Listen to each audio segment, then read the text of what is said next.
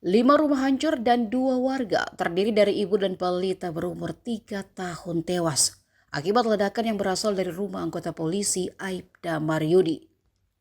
Peristiwa itu terjadi di Desa Sumulawang, Kecamatan Puri, Kabupaten Mojokerto, Jawa Timur pada Senin 13 Januari pagi.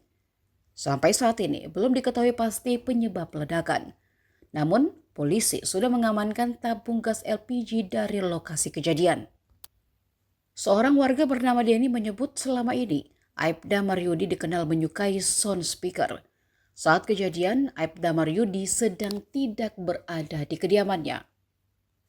Nahas, imbas kejadian rumah polisi meledak ini, tetangga Aibda Maryudi menjadi korban tewas.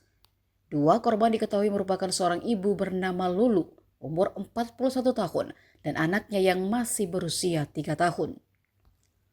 Akibat insiden ledakan tersebut, Aibda Maryudi sendiri kini tengah diamankan dan diperiksa di Propam oleh pihak berwajib.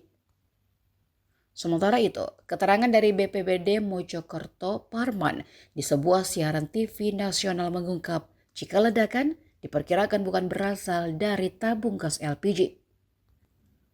Sebab menurutnya di lokasi tidak menemukan tabung gas yang terbakar, juga kompor. Ditambah, baunya tidak seperti gas LPG, tapi semacam belerang, kata warga.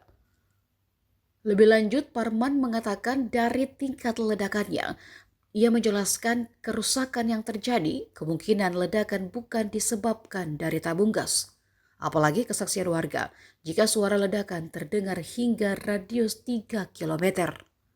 Download Tribun X sekarang, menghadirkan lokal menjadi Indonesia.